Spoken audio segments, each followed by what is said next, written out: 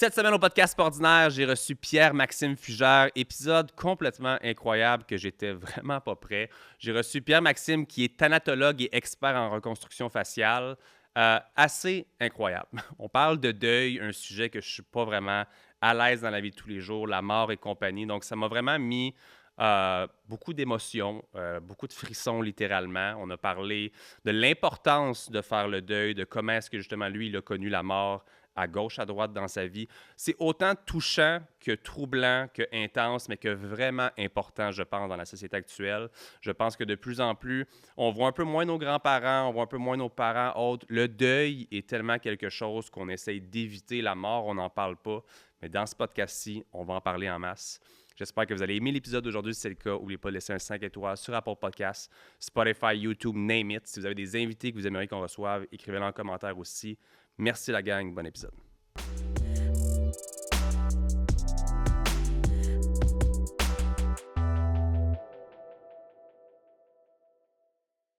Petite pause à l'épisode du podcast ordinaire pour parler d'un de nos merveilleux sponsors qui est ma compagnie, Mindblow Energy. Eh bien oui, sachez que je sponsorise mon propre podcast, qui a dit que je pouvais pas. Mindblow Energy est une compagnie québécoise de produits énergisants sous deux formes, soit en boisson énergisante pétillante ou tu fais ta boisson énergisante toi-même à la maison avec notre best-seller ici, supplément. Quand vous allez sur amazon.ca ou mindblowenergy.com, le supplément est en furie présentement. Donc deux façons de le consommer et comme je le disais, nos produits ont des nootropics à l'intérieur qui sont des ingrédients qui augmentent les fonctions cognitives. Donc, c'est pas juste de la caféine, c'est vraiment des ingrédients qui aident au focus, à l'énergie longue durée sans le crash, mémoire, clarté mentale, vous allez voir, c'est vraiment cool et je le répète, vous avez deux différents choix. Et petite primeur, nouveauté maintenant avec la sans caféine de Mindblow. Si vous aimez les effets des nootropics pour justement être plus concentré, plus focus, mais que vous voulez encore consommer, je sais pas, du café, une autre boisson, ou si vous voulez pas de caféine du tout, c'est le nouveau choix à faire. Merci beaucoup à Mindblow de sponsoriser l'épisode d'aujourd'hui. Et sur ce, de retour à l'épisode. Pierre-Maxime Fugère au podcast ordinaire, comment ça va? Ça va super bien, merci de me recevoir. Podcast ordinaire, on reçoit des gens qui sortent de l'ordinaire. Je pense qu'on a une personne qui sort de l'ordinaire, un sujet qui sort de l'ordinaire. On parle de ton métier qui est embaumeur spécialisé. Là, il faut que je le dise bien, reconstruction faciale. Exact. En partant, c'est un métier qui sort vraiment de l'ordinaire. Puis moi, je vais te le dire, je suis pas quelqu'un qui est si à l'aise que ça avec la mort. Fait que c'est un sujet que je trouve passionnant parce que j'aime ça sortir de ma zone de confort. Parlons de ça aujourd'hui. Comment ça a commencé, cette merveilleuse histoire-là d'embaumeur? Ouais, disons, être spécialiste en trauma, d'abord, il faut que tu en vives. Okay. Je pense que vraiment, les gens qui vont dans le funéraire, soit qui ont une expérience qui les a amenés à venir dans le funéraire, ou encore, le parent faisait ça ou quoi que ce soit. Okay. De mon côté, personne ne faisait ça chez nous. Ma grand-mère avait une pouponnière, ma mère était infirmière, ils prenaient soin des gens. Okay. Mais dans le funéraire, il n'y avait absolument rien, sauf l'arrière-oncle de ma grand-mère. Bon, longue histoire courte. J'ai eu une vie qui, disons, peut choquer certaines... En tout cas, c'est choquant un peu parce que à l'âge de 7 ou 8 ans, j'ai trouvé ma mère les poignets ouverts dans le bain. Okay. Donc, ça, disons, pour un 7-8 ans, là, quand tu retournes à l'école, après, tu trouves que tes gens sont peut-être un petit peu... tes collègues de classe sont un petit peu jeunes comparativement à toi, à ce qu'ils vivent. Là, là sans indiscrétion, ta mère était décédée? Non, elle n'était pas décédée. Okay. C'est une des tentatives qu'elle a fait. Okay. On va y venir. Par la suite, le premier deuil vraiment significatif a été en 96, c'est la mort de mon parrain. Okay. Ma mère était une chef infirmière super intelligente, une artiste, une pianiste épouvantable. C'était vraiment une grande dame, mais une ouverture d'esprit aussi, peut-être un petit peu trop intelligente. Là, okay. Quand les gens sont vraiment trop intelligents, c'est ce que ma mère m'a... Avec du recul, c'est ce que je perçois d'elle. Okay. Puis, en 1980, quand je suis venu au monde, elle a décidé que mon parrain allait être l'homosexuel de la famille, ma marraine l'homosexuel de la famille, alors qu'on était vraiment une famille catholique romaine, là, l'église à tous les dimanches matins et tout. Fait que tout ça pour dire, quand mon parrain s'est enlevé la vie, on a eu un choc épouvantable, puis on l'a retrouvé quelques jours plus tard. Donc, il n'était pas dans la meilleure des conditions. Ouais. Ça pouvait peut-être ressembler à notre ami ici. Ouais. Là, Gaston t'a appelé. Oui, Gaston, le chum de Brigitte. Mais tout ça pour dire, quand on l'a retrouvé, mon oncle et ma tante qui l'ont retrouvé, on dit à ma grand-mère, on ne pourra pas le revoir parce qu'il est trop détérioré, blablabla. Puis moi, je voulais voir mon parrain, c'est sûr. Mais quand tu as 14 ans puis que tu apprends des nouvelles comme ça, l'imaginaire embarque. Puis là, ils disent « Ah non, il est trop détérioré. » Fait que les images que tu as dans la tête sont vraiment pires que la réalité. Ouais. C'est officiel. Fait que de fil en aiguille, on en vient on avait un conseil de famille qui en est venu à la conclusion que, OK, on allait avoir un cercueil. S'il était en mesure de le présenter, on allait le voir, mais qu'on allait le fermer au public. Puis, en tout cas, finalement, on se rend au salon funéraire, puis je vois le cercueil ouvert. Moi, dans ma tête, il allait être fermé, de toute façon. Fait que là, j'ai dit, OK, ben, je vais aller voir mon parrain. Puis j'étais le premier rendu au cercueil, puis je l'ai reconnu. Okay. Un petit peu trop de maquillage à mon goût, des traits qui ne ressemblent pas trop, mais c'était lui. Tu sais, je savais que c'était lui. Je pouvais confirmer le fait qu'il était décédé. Okay. Suite à ça, ben là, veux pas, un jeune de 14 ans qui a plein de questions. Là, je vais voir mon oncle, puis je dis, ben là, tu me dis ça, puis tu me dis ci, tu me dis ça. Comment ça, qui est comme ça? Puis là, finalement, il était tanné de mes questions, puis il dit, ah, ça, c'est le directeur funéraire, va y poser les questions. Fait que là, il me présente au directeur funéraire, puis là, hey, j'arrête pas les questions. Puis de fil en aiguille, il dit, ça a l'air à t'intéresser, laisse passer les funérailles, là, puis après ça, viens nous visiter à notre bureau chef. Je vais te montrer le laboratoire s'il n'y a pas de défunt. Je vais te montrer le garage, tu sais. Fait que finalement, quelques semaines après, je me présente au salon funéraire, puis je suis sorti de là avec une job. Carrément. Ouais. Fait que t'es allé juste Je suis allé au salon funéraire. On en rit parce que, tu sais, il faut le prendre à la légère aujourd'hui, je pense, mais ça Ouais. reste quand même que c'est des circonstances tragiques qui t'amènent au final à ça. Est-ce que, je veux dire, là, tu venais de nager dans plusieurs moments de suicide ou de tentative au sein de ta famille. Ouais. Est-ce que tu étais encore avec ta mère à ce moment-là? Oui, Que... j'étais encore avec ma mère à ce moment-là. Puis elle était, elle prenait du mieux, là, c'est sûr. Okay. Là. Elle a fait la maison Jean Lapointe 3 fois, je pense, si je ne me trompe pas. T'avais-tu une figure paternelle à ce moment-là aussi? Non, mon géniteur a disparu quand j'avais 1 an. Là, okay. Mais on va y revenir un petit peu plus tard parce que je l'ai revu par la suite. Okay. Longue histoire courte. Suite à ça, il m'a engagé comme mopologiste. Qui est? Le spécialiste de la mop. C'est-tu un vrai titre? Non. Okay, j'adore ça. Mais j'étais préposé à l'entretien, donc je lavais les voitures, je faisais les gazons, je lavais les endroits où est-ce qu'on expose, les salons d'exposition. Puis je me souviens encore, quand je passais en avant du laboratoire, j'avais tout un petit frisson. Là, j'étais comme, waouh, c'est que ça se passe. Puis... Puis à un moment donné, il y avait, je faisais le ménage d'un salon, puis il y avait une personne dans un cercueil, puis là, je passais à la balayeuse, puis je la regardais, mais je regardais pas ce que je passais à la balayeuse, puis je rentrais dans la base de cercueil, tu sais, puis le cercueil faisait ça un peu, puis ça bouge, je me faisais peur moi-même. Mais finalement, c'est ça, l'année d'après, j'avais 14 ans, 15 ou 16 ans, il y a un de mes collègues qu'est-ce qui m'a amené vraiment dans la reconstruction, c'est ça. C'est un de mes collègues à l'école qui a mis fin à ses jours avec une arme à feu dans la bouche. Okay. Donc, qu'est-ce qui est arrivé, c'est que j'étais en train de placer les fleurs autour du cercueil, puis j'ai posé la question à l'embaumeur, j'ai dit « on le rouvre pas ». Puis il me dit « oh non, c'était pas possible de l'exposer, lui, on va laisser ça fermer ». Fait que là, moi, je plaçais les fleurs, puis au moment, avant que la famille arrive, souvent les fleuristes vont amener les fleurs pour avoir les fleurs les plus fraîches, à exposer. Fait que finalement, je me retourne, puis là, je pensais que c'était un fleuriste. J'ai dit, le monsieur était là, il tenait une rose. Puis je dis, est-ce que ça vient de la famille? Puis là, il me dit en sanglots, il dit, oui, ça vient de son père. Là, 14-15 ans, le kid, là, il va, OK, je viens de catcher, fait que je vais voir le directeur funéraire. Je dis, je pense que le papa est ici, tu sais. Fait que là, le papa, il arrive, puis il dit, voulez-vous qu'on la mette ici? Il dit, non, je veux la mettre dans les mains de mon fils. Je vais le voir. Puis là, il voulait le voir. Puis là, il explique, il dit, écoute, j'ai pas été capable. Il dit, les dommages étaient trop gros, puis j'ai pas été en mesure de le restaurer, tu sais.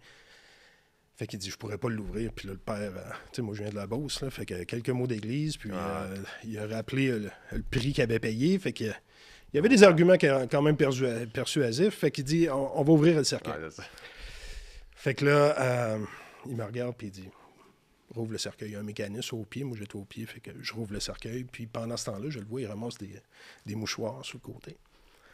Fait qu'en voyant ça, je fais qu'est-ce qui va se passer là? Puis là, à partir de là, Sam, je te le dis, là, je me souviens de l'odeur, je me souviens Je me souviens de l'odeur, de l'image, je me souviens de tous les mots que le père a dit. On rouvre le cercueil, puis là, j'ai vu plongeante sur ce qui était censé être le visage. Puis je parle pas de ça, c'est encore pire que ça. Ouais. Il y avait tout son sou beige, une belle cravate beige et argent. Tout était beau jusqu'au cou ici, où est-ce que c'était du duct tape qui était tapé, puis il y avait un sac en plastique blanc qui remplaçait sa tête. Puis à l'intérieur du sac en plastique blanc, on avait des morceaux d'os, on voyait des yeux, de la poudre, des affaires pour imbiber le sang. Et l'odeur aussi du formaldéhyde, des paraformaldéhydes qui a été utilisé, je les avais toutes. Là. J'avais toute la scène, puis là, j'avais la scène du père aussi. La langue française est tellement vaste, mais il n'y a jamais eu un mot qui a été inventé pour un père qui perd un enfant. Ouais. Fait que tu perds ta conjointe, ton conjoint, t'es veuve ou veuf. Tu perds tes parents, t'es orphelin. Mais un parent qui perd un enfant, il n'y a pas de mots. C'est tellement c'est cruel. Ouais, c'est pas concevable. Fait qu'à 14-15 ans, moi, je me tiens au pied du cercueil, puis je vois le père qui fait une crise de nerfs épouvantable. Puis je me souviens qu'à ce moment-là, j'avais les dents tellement serrées dans la bouche que je pensais m'éclater les dents. Là. C'est le genre d'intensité qu'on vit. Il n'y a pas de filtre, là. C'est pas Instagram, là. C'est live, là. Puis c'est vrai. Fait que je vois ça, puis je suis pas capable de l'endurer. Je m'en vais dans la salle de bain, puis je me souviens encore de la face que je me suis fait dans le miroir. Qu'est-ce que tu fais là? Hey, c'est intense. Qu'est-ce que tu viens de voir là? Fait que, veux pas, on laisse passer le moment, puis par la suite, je suis sur le chemin du retour avec l'embaumeur, puis je lui demande, il n'y avait absolument rien à faire avec son visage. Je lui dis, ça, c'est fait par des... Tu sais, il faudrait que ce soit des chirurgiens, ça n'existe pas, ces gens-là, puis tout. Puis là, moi, ça a semé une graine, drette, là. Puis là, il dit, ouais, il n'y a pas ça, hein. OK. Fait que là, je continue à travailler avec eux. Puis, tu sais, ça passe. Mais moi, la semaine, de le seed... la graine. Ouais, la graine est plantée, là. T'sais. Fait que l'année d'après, jour pour jour, Sam. Jour pour jour. J'étais à la même place. OK. Puis là, on est en train de placer une urne au lieu d'un cercueil. Puis les fleurs sont placées. Puis je le vois arriver avec la photo qui met à côté de l'urne. Puis il était avec son fils. Puis, hey, c'est le père de mon collègue, ça, de l'année passée. Il dit, ouais. Il dit jour pour jour, la même méthode.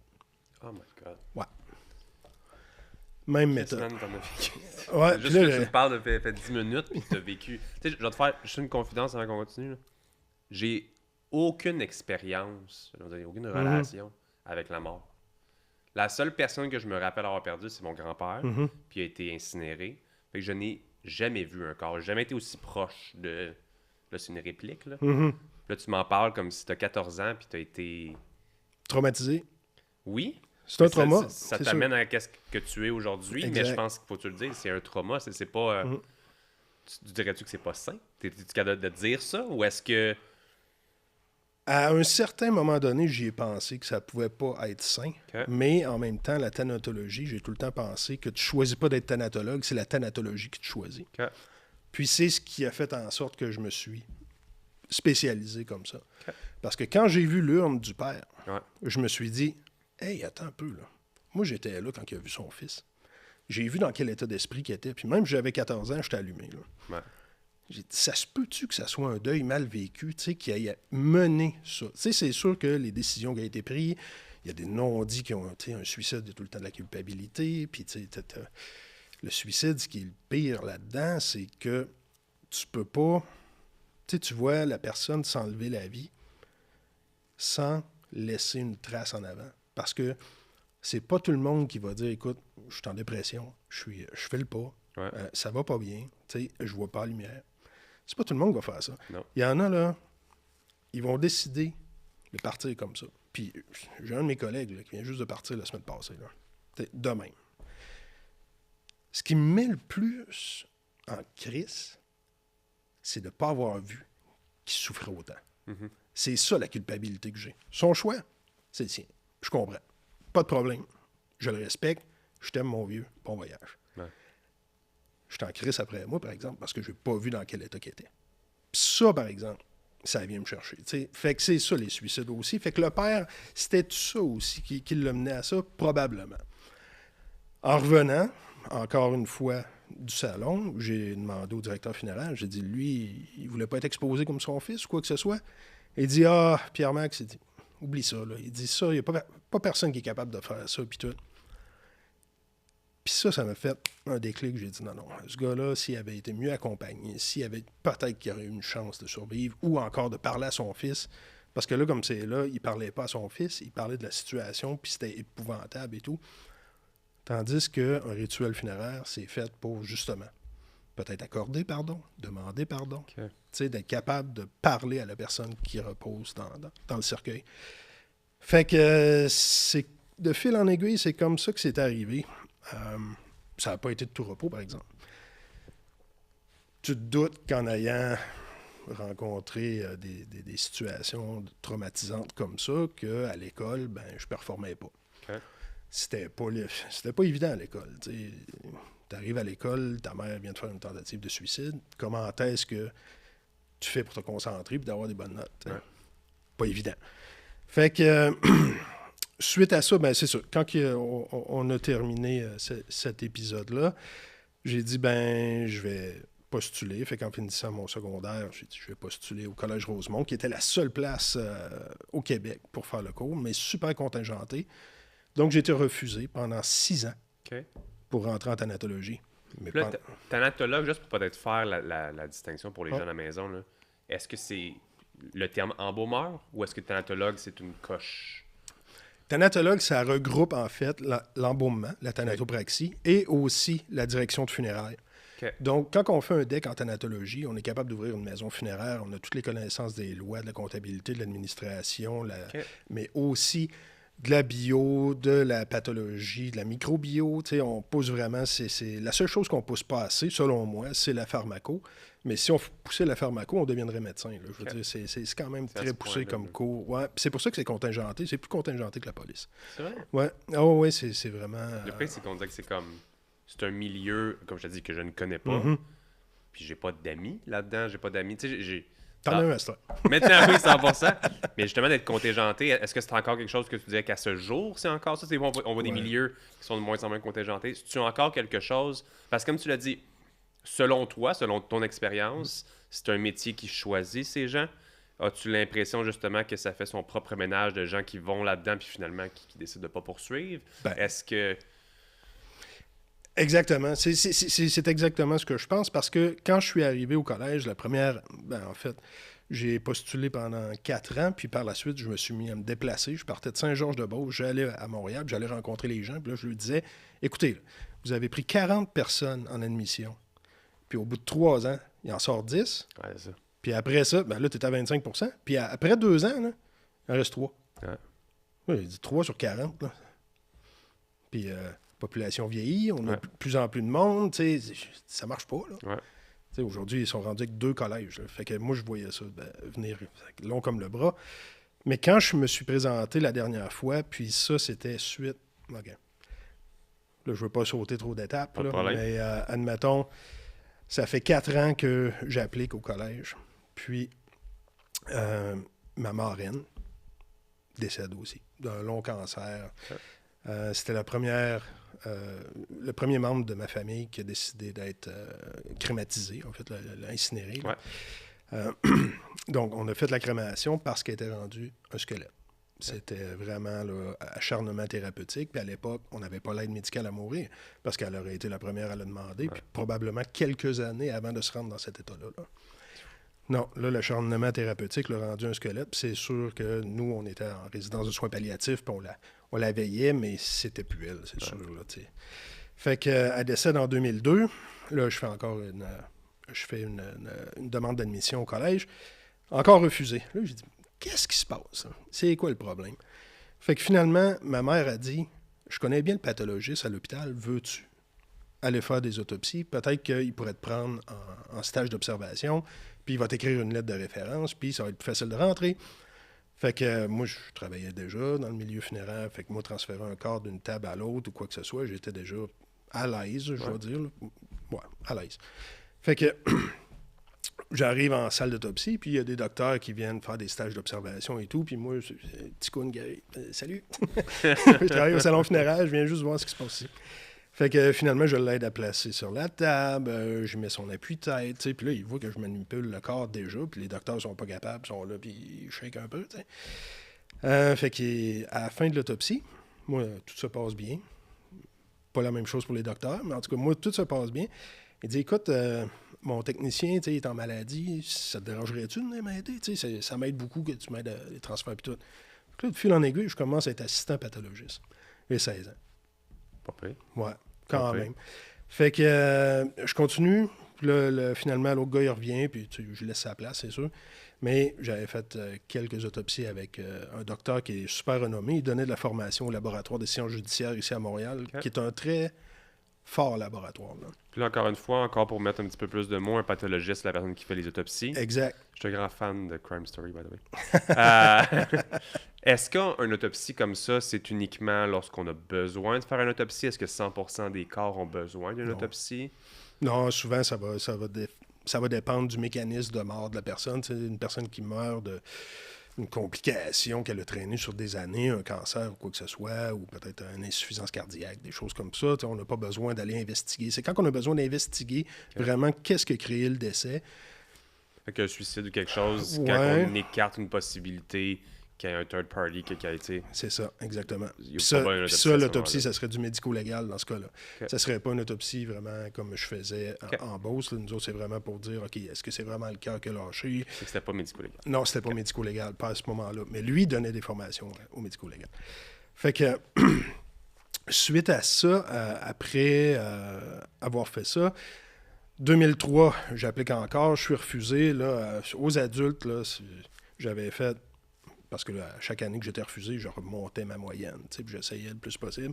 Fait que j'avais fait chimie physique 4,34, chimie physique 5,34. J'avais monté ma bio forte aussi. Puis après ça, j'ai dit, bon, ben là, je vais aller faire mes cours de base au cégep, tu sais. Ouais. Fait que là, en travaillant, puis tout. Puis là, finalement, arrive 2004. Puis 2004, j'étais...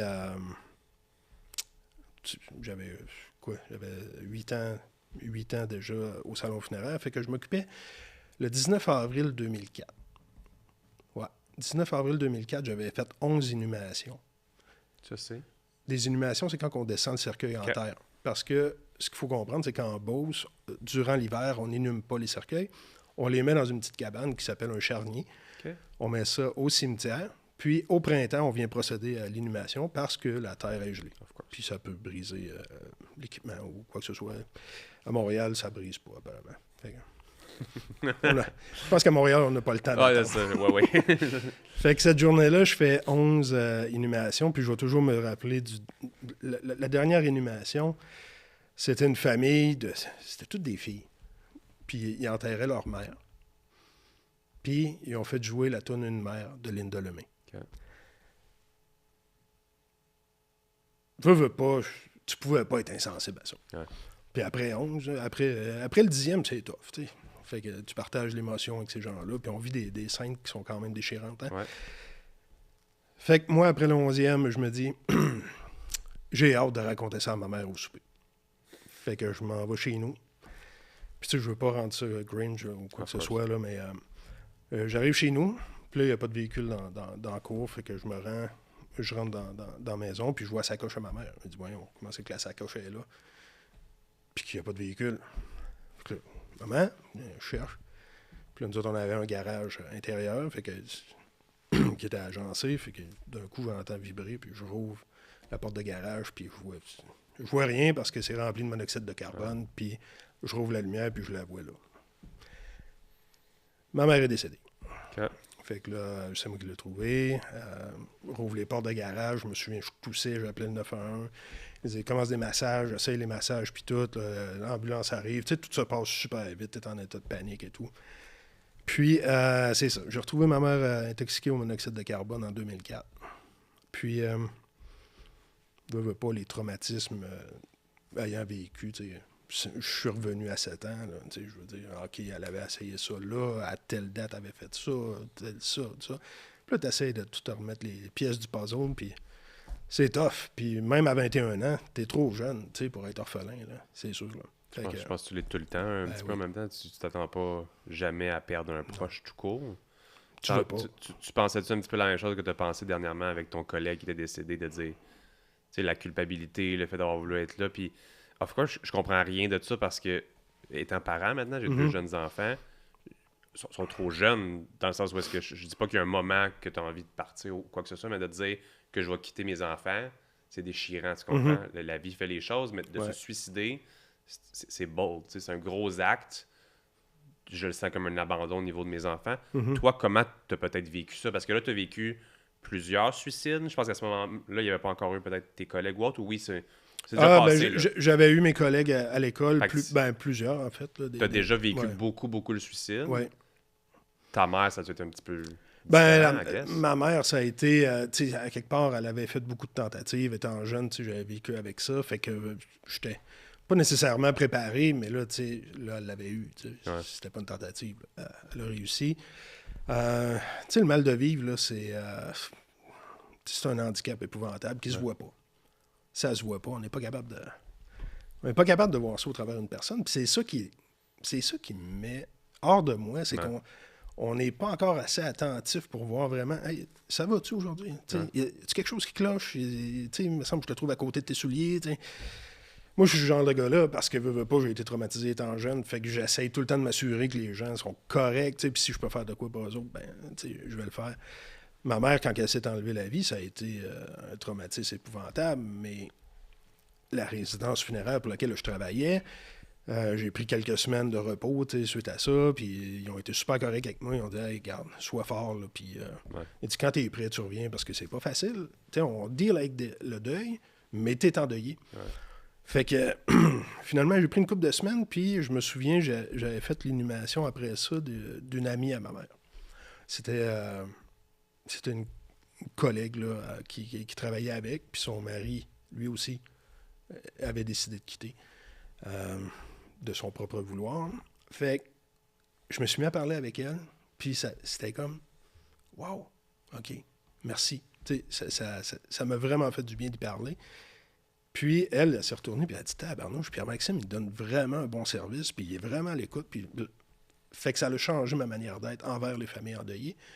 J'essaie de voir au-devant, parce que j'ai été endeuillé plus souvent qu'à mon tour, puis je peux pas dire que je sais par où est-ce qu'il passe parce que chaque deuil est unique, mais je sais quelle ligne directrice leur envoyer. T'sais.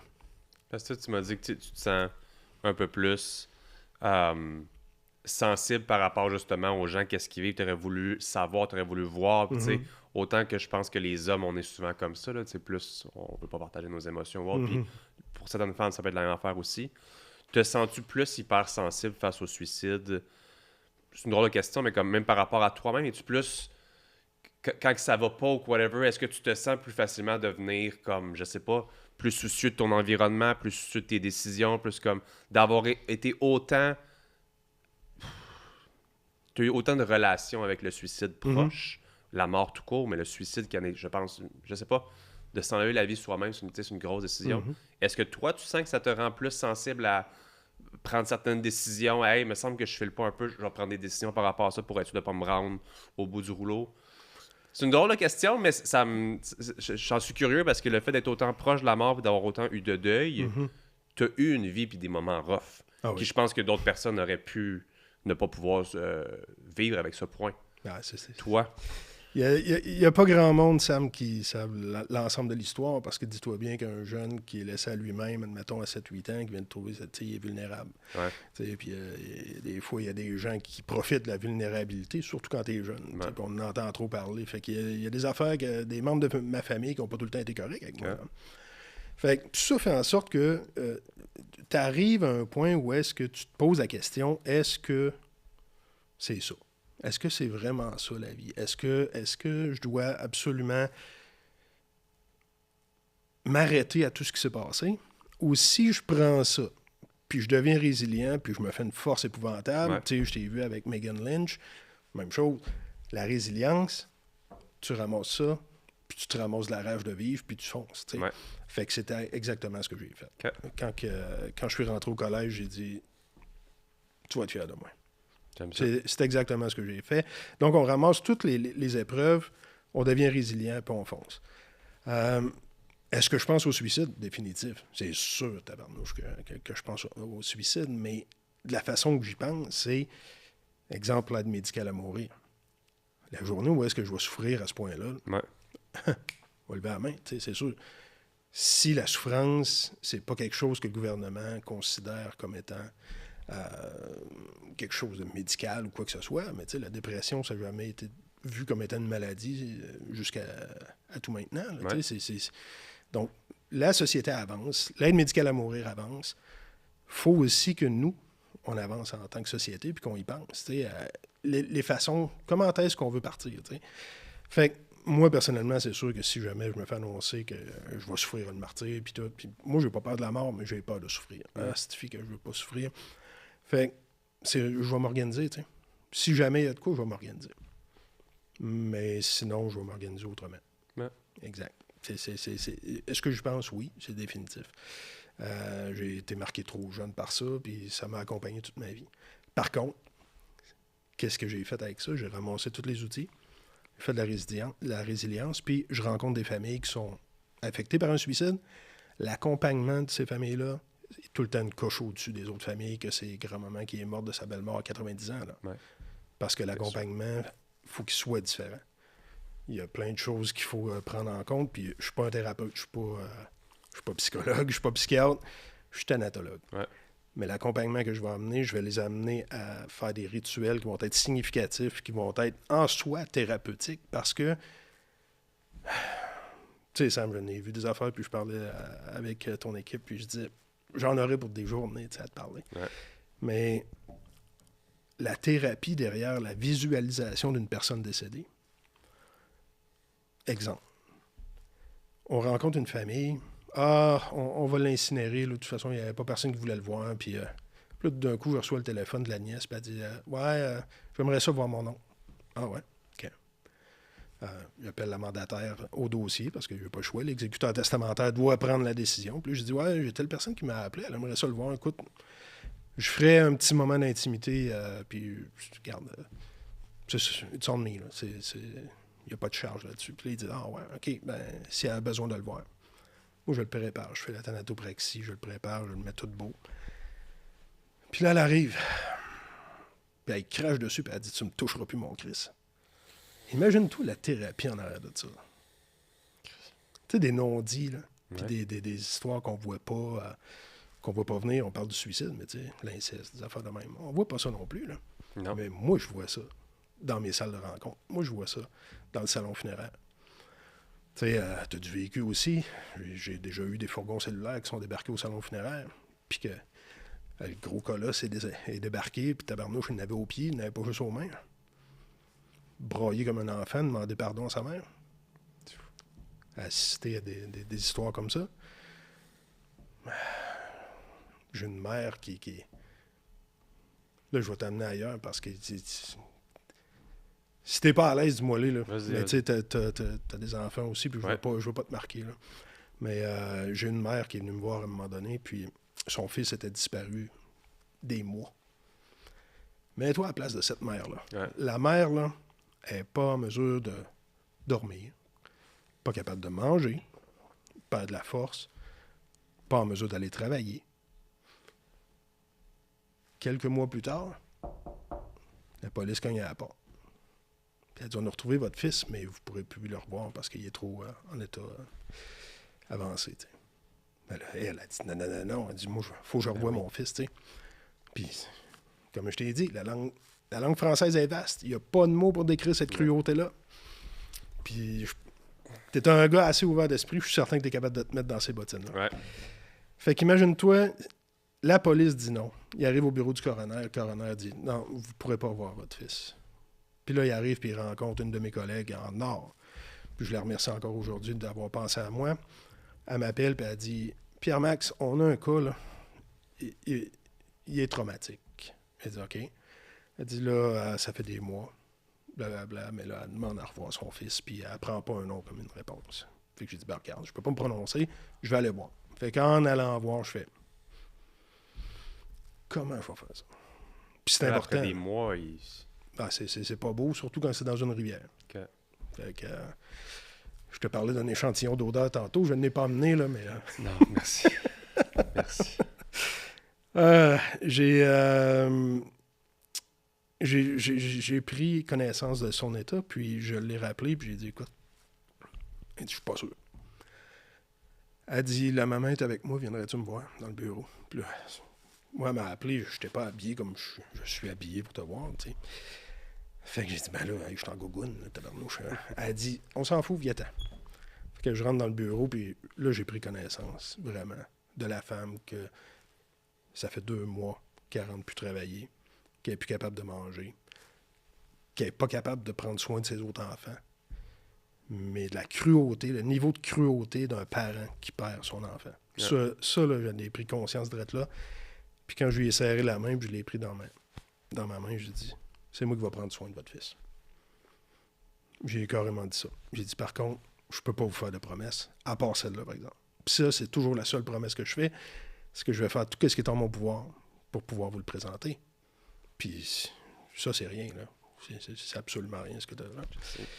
Fait je me suis dit, si je l'essaie pas, je le saurais pas.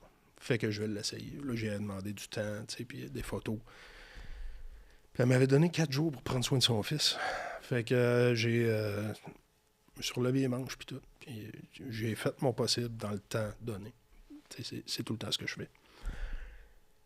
4 jours plus tard, on est au mois de mai, la fête des mères.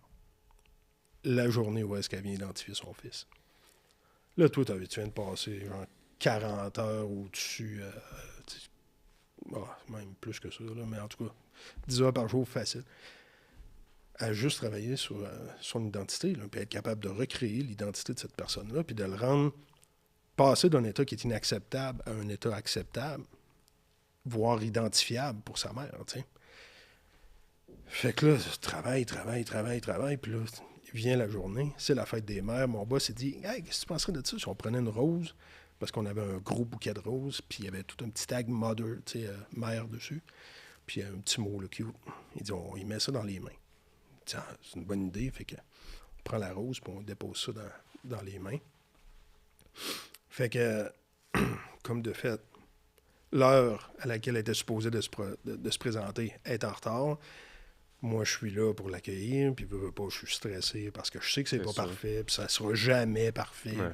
Comment veux-tu, tu sais? Fait qu'elle arrive, puis elle arrive avec toute sa famille, puis là, je dis, écoute, on va y aller ensemble, toi puis moi. Puis, par la suite, tu décideras si tes enfants viennent, tu sais, puis elle dit très bien, je suis d'accord avec ça, fait que j'envoie une de mes collègues s'occuper des enfants, puis je l'accompagne. Puis tu sais, je la marche dans la salle, puis son fils est au fond de la salle, puis pendant que je la marche, elle me tient mon bras, mais tu sais, elle se met à serrer. Et là, plus qu'on avance, plus ça serre. Fait que là, plus ça serre, moi, plus les dents serrent. Puis là, à un moment donné, elle est là, puis elle me serre, puis là, ça fait mal, là.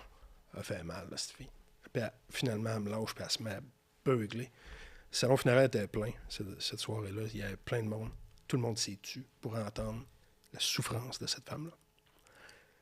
Encore un moment où est-ce que j'ai cassé mes dents dans ma bouche. Il y a 3 couronnes qui sont dues à ça. C'est le bruxisme. Là, puis mon dentiste m'a dit « Attention avec les deuils, tu sais. Ça fait mal. »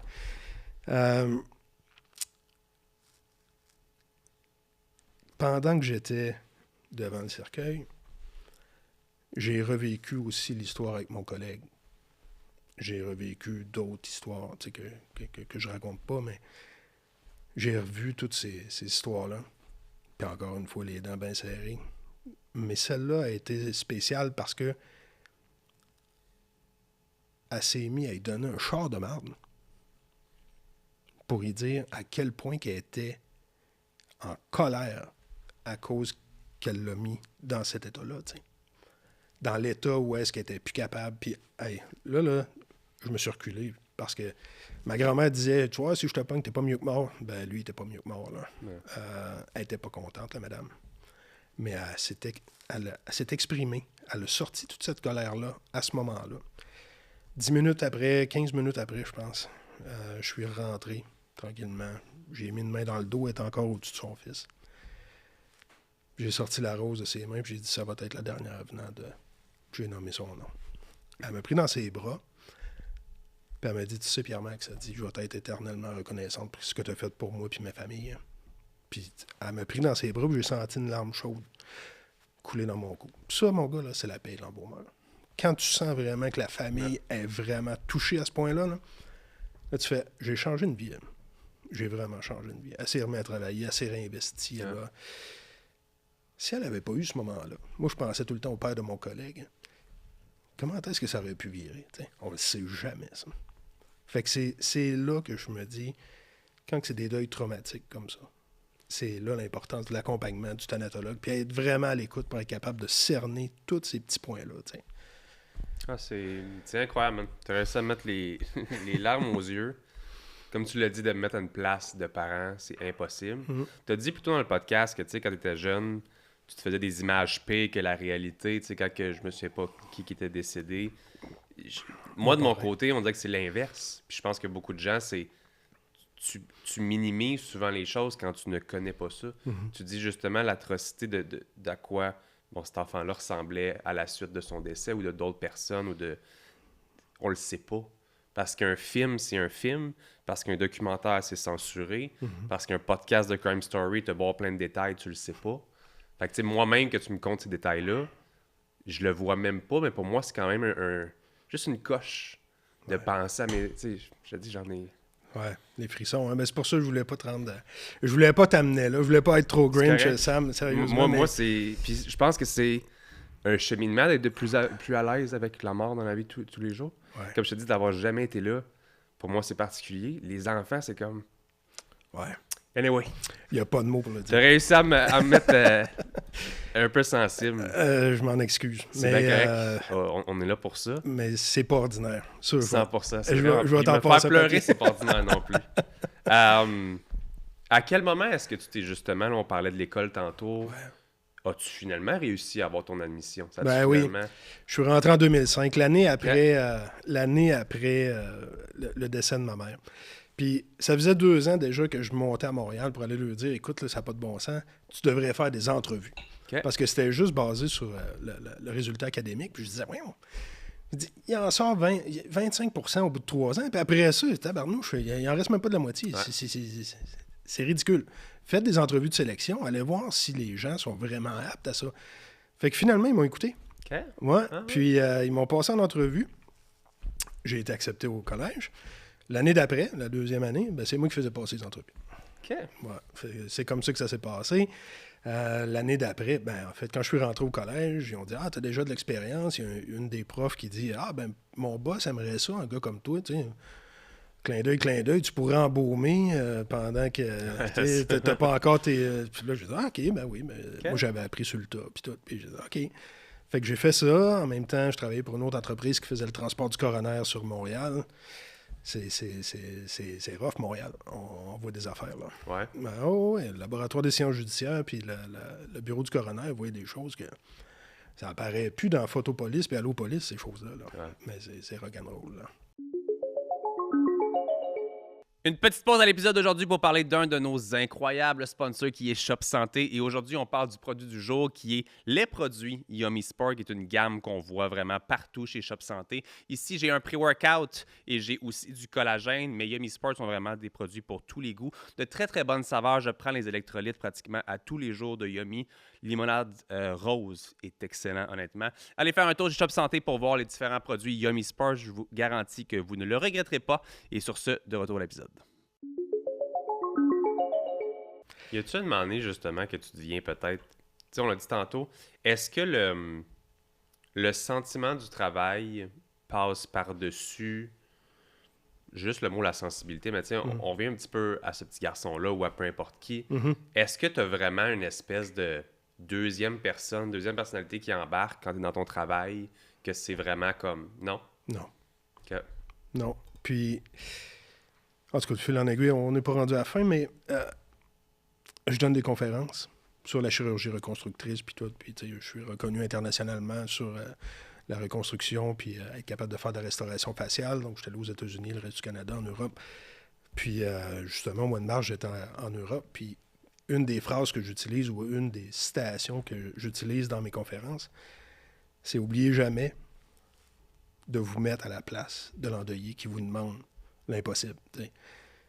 Puis c'est en se mettant à la place de l'endeuillé, dans le sens, en étant sensible. Ça prend une sensibilité pour faire ça. Puis en se mettant dans ce niveau de sensibilité-là, tu es en mesure que ce soit ton cœur qui dise à tes mains quel chemin prendre. Fait que tu fais plus grâce à ça. Ouais. Parce que si tu te soucies pas du résultat final puis de l'état psychologique des gens dans lequel tu le laisses, tu vas faire de la merde. Ouais. Puis ça, j'en ai vu. Là. Ah, tabarnouche. Des gens qui ont de l'ego puis qui veulent apprendre mes techniques, puis là, ils prennent ça pour acquis, puis ils disent « Ah ouais, moi, j'ai fait les cours à Pierre-Max, à son académie, puis ah ouais, je sais comment faire ça. » Puis ils font juste ça pour l'ego. Ah non. Ça fait de la merde. Les familles sont mal servies. Faut vraiment se laisser émouvoir. Puis je pense que c'est le secret de tout bon thanatologue. Puis je parlais de qui choisit d'être thanatologue. C'est la thanatologie qui se choisit par des expériences ou encore ton hérédité suivant. Tu suis l'entreprise de ton grand-père, de ton père et tout. Mais tu es vraiment sensibilisé à cet état-là. Donc, en faisant ça, comment je te dirais ça? Tu peux pas recréer l'humain comme avec tout l'amour que tu as créé tes enfants, tu sais. Ouais. Mais tu es capable de s'y faire ressembler. Okay. Je sais pas, c'est peut-être bien... c'est mal dit, là, mais... Non, mais je trouve ça quand même le fun de le savoir parce que je trouve que de l'extérieur, ça a l'air de quelque chose que... Moi, j'aurais pensé vous devez être fermé, vous devez être... Aucune émotion. Comme ça doit être fait dans le... C'est pas cool, c'est dégueu. C'est des choses que l'être humain de tous les jours ne voit pas, ne vit pas, n'a pas à faire tout court. Tu sais, encore là, une chirurgie ou quelque chose, c'est dégueu. Tu joues dans une personne ou autre, mais tu as un objectif de sauver la personne. Ouais. Là, tu es vraiment dans un processus qui est... Encore là, je sais que c'est pas le bon mot. Négatif, c'est pas négatif. C'est partie de la vie. Il y a des c'est troublant. C'est troublant, puis il y en a des plus belles morts que d'autres. Okay? C'est un sujet qui, je sais, pour beaucoup de gens ont peur de la mort ou autre. Fait que c'est particulier, mais de savoir que vous y êtes sensible, puis que c'est, comme tu le dis, une obligation pour faire un excellent travail, ben, c'est le fun. Ben, c'est le fun de savoir, justement, pour les gens endeuillés, qu'il y a quelqu'un qui care pour de vrai à essayer de vous donner ce que vous voulez au final. T'sais. Dans ma spécialité, il n'y a pas d'autre avenue. C'est sûr qu'il faut se laisser émouvoir, puis il faut laisser notre cœur parler au travers de nos mains. Ça, c'est officiel. La direction de funérailles, tu sais, admettons, on regarde un directeur funéraire, je sais pas, Brian Mulroney, on voyait le directeur funéraire se promener comme ça, tu sais, puis décorum, protocole, on voyait tout ça droit. Ça n'empêche pas que quand il parlait à la famille, il était ouvert comme moi. Là. Ouais. Mais quand il paraît en avant des Kodak, qu'on appelle, en avant des Kodak, c'est sûr, tu as un protocole, faut que tout soit bien fait. Ouais. Donc, c'est peut-être une chose que les gens ils voient pas d'un directeur funéraire ou encore d'un thanatologue. Là. Okay. Mais aujourd'hui, on en parle. Ouais. C'est pas évident, mais on en parle. Exact. Là, tu sors de l'école, tu es thanatologue. Ouais. On a parlé, bon, tu vas avoir justement tes formations, ton académie, etc. Mais comment tu deviens expert dans ce que toi, tu as fait? Est-ce que c'est d'autres formations spécialisées? Est-ce que tu as les mêmes skills qu'un chirurgien? Non. Ça va jusqu'où? En fait, quand je suis sorti du collège, la première chose que j'ai fait, j'avais déjà un peu d'expérience, je veux pas, là, depuis 96, fait que j'avais comme 9, 10, 11, 12 ans d'expérience dans le domaine. Je me suis dit, ouais, tu sais, l'embaumement, c'est cool, mais j'aimerais toucher à d'autres choses. Fait que, il y avait un lancement d'entreprise qui se faisait à Québec, qui était la Maison Gomain. Ça, c'est l'ancienne prison des femmes. Oh. Un château à Québec, c'est de toute beauté. Puis le promoteur, lui, voulait faire un salon funéraire. Il disait, hey, ça me parle, tu sais, partir de quoi de zéro, ça doit être quelque chose, c'est un beau défi. Puis je suis un gars de défi. Fait que, je dis, OK, hey, je vais aller essayer. Puis j'ai passé 18 mois là-bas, j'habitais dans le château, tu sais, puis tout. Là. Fait que si jamais tu googles ça, tu vas voir. C'est quelque chose. Puis tout le long que j'étais à Québec, je me suis ennuyé de l'embaumement parce que le marché n'est pas apte à l'embaumement. C'est vraiment plus la crémation et tout. Puis à Québec, tu veux dire spécifiquement? Oui, dans la ville de Québec, c'est au-delà de 80% là, de crémation, là. Ouais, direct. Sans visualisation avant et tout. Là. Donc, suite à ça, je me suis dit, OK, mais je suis vraiment un gars de labo. Puis tout le temps que j'ai passé à Maison Gomain, j'avais une grosse entreprise, qui est la plus grosse entreprise canadienne, en fait, qui me voulait. OK. puis qui me pêchait, puis là, il disait ah, écoute, on va te trouver des belles conditions, tu vas être chef lab, tu vas juste faire du labo. Puis là, finalement, j'embarque. Il dit ok, très bien, puis je sors la main au promoteur, puis je dis hey, c'était cool, merci, on l'a parti. Bonne chance pour le reste, puis on reste en contact. Il dit ah, nos chemins vont se recroiser, puis il avait raison. Fait que finalement, je m'en vais là-bas. Là, veux pas, je te dis, tu me dis comment est-ce que ça vient à l'expertise, c'est plus comment est-ce que la vie te traite. T'sais? Fait qu'elle t'amène ces cas-là. OK. La thanatologie t'amène ces cas-là, t'amène ces situations-là. Puis là, tu fais tabarnouche, comment est-ce que je vais passer au travers de ce cas-là? Ouais.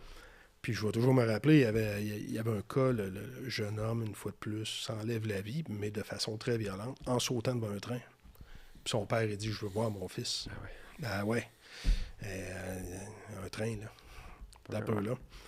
Fait que j'essaie des affaires, tu sais, puis tout, puis la reconstruction, tu sais, c'est comme un peu réparer une fondation de la maison, tu sais, si jamais il faut absolument que tu refasses la fondation, il faut que tu lèves la maison pour recouler la fondation. Bon, ben là, il faut faire de la chirurgie, relever des chairs pour être capable d'aller replacer les os, puis pendant que je fais ça, il y en a un qui passe, puis il est choqué de voir ça, puis il dit hey, c'est pas de même qu'on fait ça. Dis-moi comment, tu sais. Fait que là, finalement, de fil en aiguille, je check sur Internet, tu sais, puis je vois qu'il y a une académie aux États-Unis qui offre des cours comme ça. Fait que je check les prix, puis tout. Puis moi, j'ai tout le temps été un gars qui allait investir en moi. Fait que j'ai investi dans ma formation. Ça m'a coûté 20 000 US. Je suis allé en 2012 au Fountain National Academy, qui est une entité en soi, là, c'est reconnu internationalement pour faire la chirurgie reconstructrice. OK. Fait que le gars me connaissait déjà de conférences que j'avais données. Il m'avait invité pour montrer des cas, justement, rock'n'roll un peu. Mais pour la reconstruction osseuse, tu sais, j'avais rien, je le faisais de logique. En arrivant là, ben, ma logique était bonne parce que j'utilisais les mêmes techniques que lui sensiblement. Donc, j'ai fait la formation, je suis ressorti avec mes diplômes. Je suis allé voir mon employeur, j'ai dit à cette heure, vous n'allez pas me dire que c'est pas de même qu'on fait ça. Là. Puis, à partir de ce moment-là, ben, ils m'ont mis en charge de la reconstruction de l'entreprise en partant d'Halifax à aller à Vancouver. Fait que je passais plus de temps en avion des fois que dans le laboratoire. Ouais.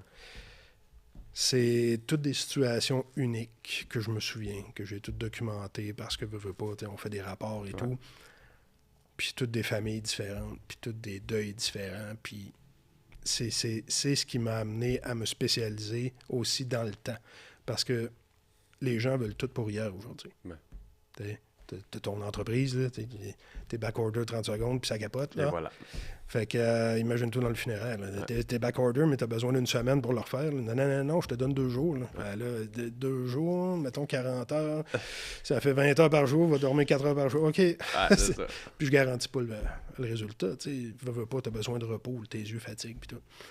Fait que c'est comme ça que je me suis spécialisé finalement, puis j'ai fait plusieurs cas, mais aussi la vie m'a amené ces cas-là. Je pense tout le temps que tout est dans tout, il y a tout le temps quelque chose qui arrive pour une raison dans la vie, puis c'est comme ça que ma résilience s'est bâtie. Fait que veux pas, les cas y arrivaient, bon, ben c'est correct, il m'est venu, il y a une raison pour laquelle je dois faire face à ça aujourd'hui. Ouais. Fait que c'est comme ça que je me suis spécialisé. Puis là, à un moment donné, ben là, je m'en vais dans différents salons, puis il dit hey, j'aimerais ça apprendre ça, j'aimerais ça apprendre ça, j'aimerais ça apprendre ça. Ben cool, je vais te le montrer. Sauf que là, j'ai pas le temps de te le montrer. Ouais. Fait que là, j'ai commencé mon académie. En 2013, j'ai parti l'académie PMFX, qui est les services PMFX qui viennent en aide à toutes les entreprises funéraires qui en ont besoin au Canada. Et j'ai parti par la suite l'Académie PMFX qui donne la formation. Comment est-ce que je fais ces choses-là? Okay. Tu sais, le vidéo YouTube qu'on me voit restaurer mon Gaston, c'est parti de là parce que je voulais montrer aux gens qu'est-ce que j'utilisais parce que les gens me demandaient c'est quoi tu utilises pour faire ci, pour faire ça, puis comment est-ce que tu en arrives à ce résultat-là? Ben, j'ai fait des vidéos YouTube pour ces gens-là. Mais là, vidéo YouTube, c'est pas juste des professionnels qui regardent ça. Fait que là, à un moment donné, le monde me disait ouais, c'est rock'n'roll un peu. C'est pas de quoi que je m'attendais à voir. Puis quand je fais la restauration de cette face-là, il y a déjà 1 million de vues. Là. C'est pas long. Ouais, c'est ça. C'est vraiment pas long. Fait que j'ai comme fait, ouais, peut-être que je suis allé fort un peu. Fait que là, tous mes cours se donnent en ligne, mais sur mon site Internet, puis avec un mot de passe et tout. Ils peuvent pas accéder sur YouTube, mettons. Fait que c'est comme ça que j'en suis venu à partager, dans le fond, ma passion. Mais, je vais le répéter, c'est pas juste le talent. C'est qu'est-ce que le cœur va dire aux mains aussi. Comme tu disais, tu as fait des vidéos YouTube, tu as des posts sur Instagram, on en parlait un petit peu avant de commencer aussi le podcast. C'est quelque chose qui choque, c'est quelque chose que tu réussis quand même à poster malgré des fois les règlements sur les plateformes sociales. Je sais que tu disais que tu avais même fait quelque chose dernièrement par rapport aux vacances, si tu veux en parler un petit peu. C'est quelque chose que tu fais régulièrement? C'est quelque chose que tu... Ben là, c'est parce que la publicité que je viens de faire... Ouais, parle-nous un peu. Je vais parler de ça. Première des choses, Service PMFX est rendu actionnaire à 50% d'une entreprise qui s'appelle servicefunéraireenligne.com. OK. Servicefunéraireenligne.com, c'est une entreprise funéraire qui offre des services funéraires, mais tout en ligne, parce qu'il y a des gens qui ne veulent pas rencontrer un directeur funéraire ou des vendeurs qui vont mettre le bras dans le tordeur et qui vont dire, regarde, ça va te coûter 15 000. Bon, nous autres, on essaie de tout faire pour la prestation de décès du directeur de la prestation de décès dans le Fonds de retraite Québec. Okay.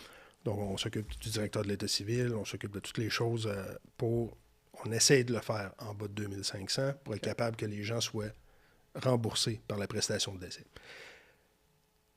Mais là, tu es en lancement d'entreprise, tu l'as vécu, c'est quelque chose d'être entrepreneur. Puis, tu sais, PMFX, je l'ai parti en 2013, mais c'était de bouche à oreille, puis c'était juste des gens qui connaissaient qu'est-ce que je faisais, des gens du funéraire qui m'engageaient. Là, c'est les familles qui doivent m'engager. Donc, je dois montrer, que je suis compétent. La première des choses, une compétence, tu vas voir qui nous sommes, j'en ai des diplômes.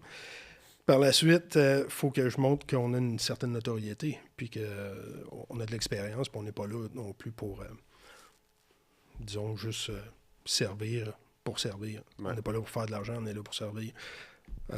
Puis on est là pour accompagner aussi. Fait que j'ai dit, pendant les vacances de construction, qu'est-ce qui arrive? Fait que je parlais avec des amis, puis un mentor d'ailleurs, puis il dit, moi, chez nous, c'est tout le temps des accidents d'auto, de la boisson, puis moi aussi, je viens de la Beauce, là, tabarnouche. On a après chauffé, comme Michel Barrette dirait, avec la caisse de 24 entre les deux sièges, là. Ouais. Fait que j'ai dit, OK, je vais faire de quoi? Puis ça s'appelle une de trop. Puis je suis pas éduc-alcool, je suis pas la SAC non plus, même si je sais combien que ça coûte à la SAC, pas le SAC-LIC, là, mais en prestation de décès, là. Ouais. Ça coûte très cher, la SAC, là, quand il y a un décès sur la route.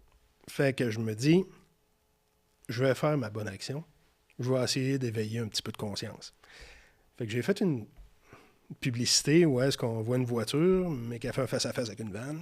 Ouais. Mais j'explique pendant tout le beau texte qui passe, c'est que parfois, il y en a une de trop, puis il faut être prudent, donc prenez pas le volant. Puis ça finit avec servicefunéraireenligne.com, parce qu'on mérite tous la paix d'esprit. Ouais. Mais la personne qui prend la route, puis qui se fait frapper par un ivrogne, moi j'ai vécu ça souvent, là. Je sais qu'est-ce que ça laisse comme trou, là.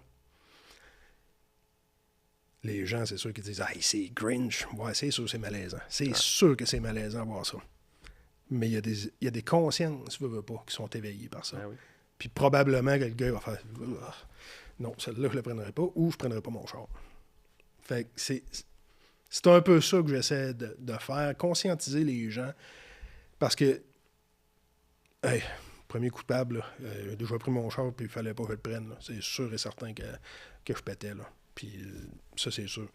Mais quand tu te rends compte de qu'est-ce que ça peut produire, tabarnouche, la prise de conscience elle est là. Puis là, tu fais, là, tu y réfléchis un petit peu plus. Ouais, parce que t'es vraiment pas tout seul sur la route. Non.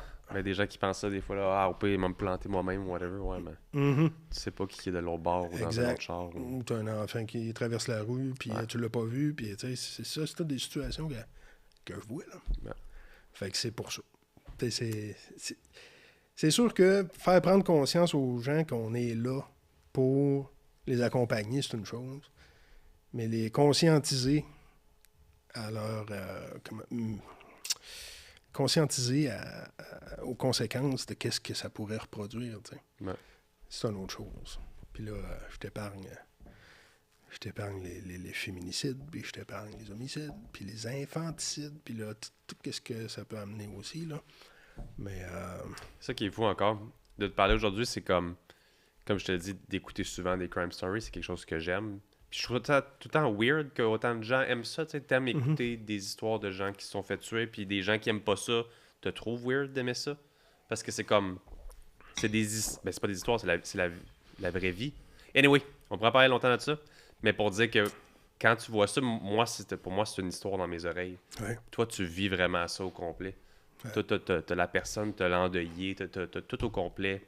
Moi, j'ai une date qui apparaît à mon... j'ai une date qui apparaît à mon calendrier qui me rappelle, puis j'ai écrit sur Messenger à la maman, ou j'ai écrit au fils. Ah ouais? Ou puis, comment tu vas? Ouais. Parce que c'est des journées comme ça, tu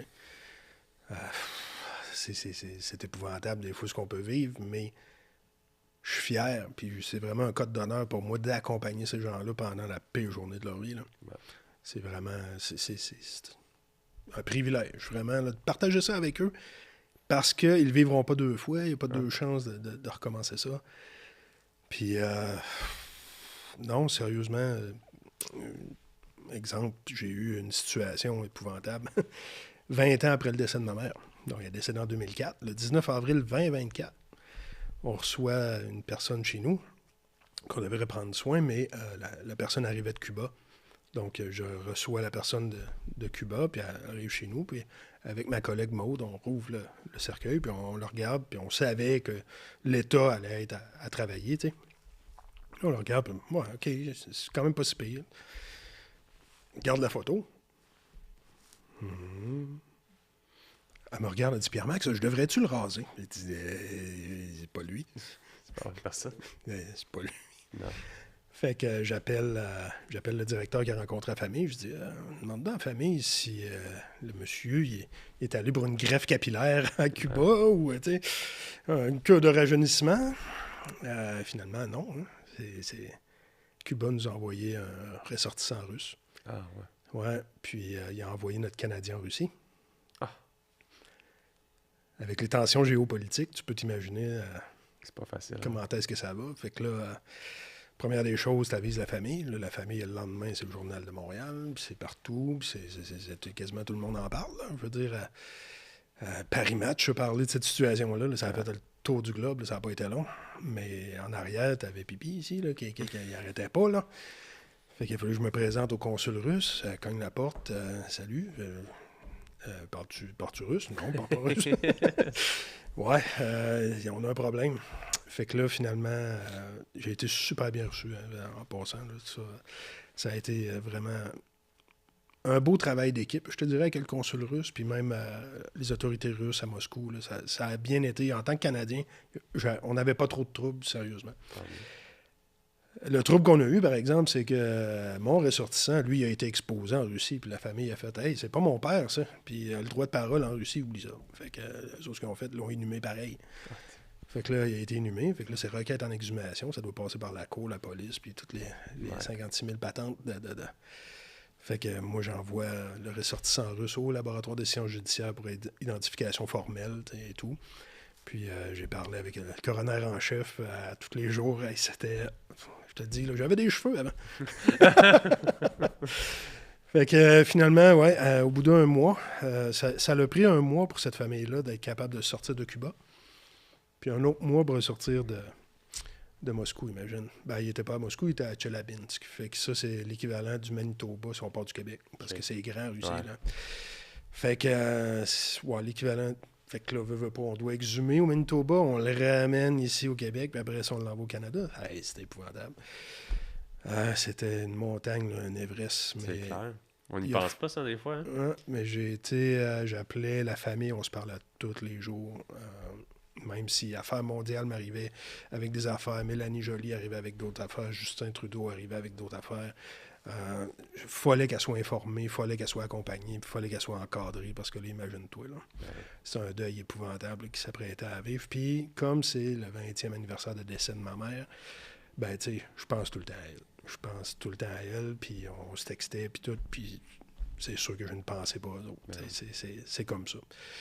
Ça, c'est avec toutes les familles que je sers, il y a toujours une histoire. Puis, on devient amis, tu sais, on a tellement partagé quelque chose d'intense puis de personnel que c'est une amitié qui va toujours rester ou un respect mutuel qui va toujours rester. Là. C'est le plus beau métier du monde, Sam, je te le dis, sérieusement.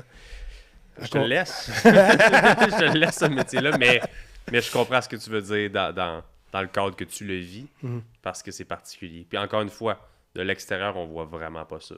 Puis de pouvoir te recevoir, puis oui, de savoir ces histoires-là, mais aussi de comprendre vraiment la psychologie derrière tout ça, puis de voir à quel point c'est plus qu'on le pense. Ben oui.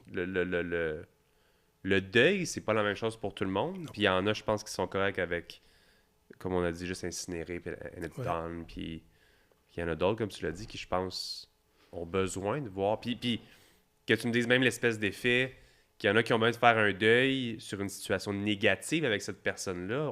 Non plus, on n'y pense pas. Ben non. Mais c'est particulier parce que si la personne disparaît visuellement, donc est incinérée, comment veux-tu justement faire ce deuil-là d'années de souffrance aux mains de cette personne-là, whatever. C'est des gros sujets. C'est vraiment profond. Ouais.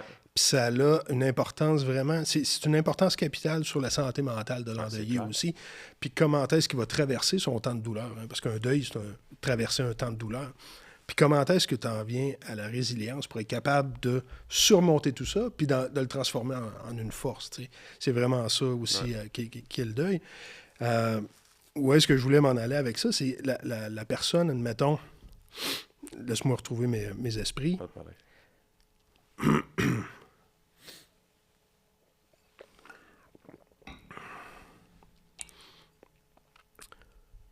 La personne qui vit à 100 000 à l'heure présentement, là, puis qui est tout le temps pressée, puis on le sait, là, le rythme de vie, le métro, boulot, dodo, là, on voit ça, puis le monde se crève à l'ouvrage. Ouais. Fait que là, le matin, là, mettons, là, tu oublies de sortir les vidanges, ben de quoi, puis là, ta blonde t'appelle, puis elle dit « Ouais, t'as oublié, puis chicane de même. » Puis là, pendant que t'es au téléphone, paf, fais ramasser par un bus, t'es mort. Elle, là, la dernière chose qu'elle t'a dit, là... Un char de marde. C'est un char de marde. Ouais. Culpabilité en bas.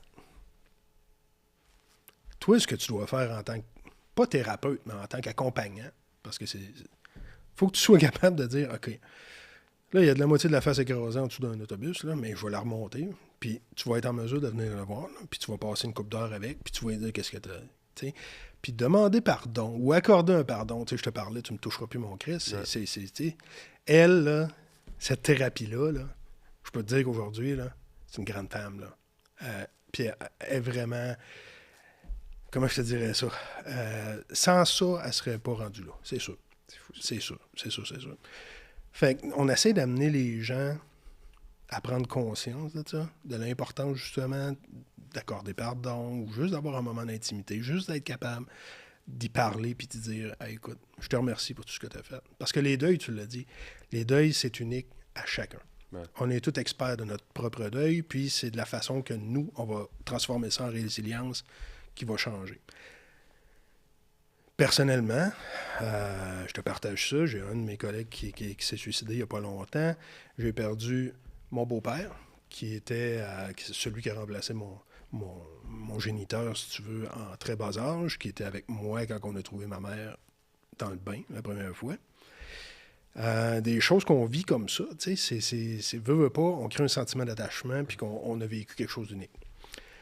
Il est décédé aussi cette année. Puis j'ai perdu ma grand-mère qui avait sa pouponnière, qui était une très grande dame que j'ai adorée parce qu'elle m'a supporté pendant bien des années, étant donné que je n'avais pas un milieu de vie idéal, disons.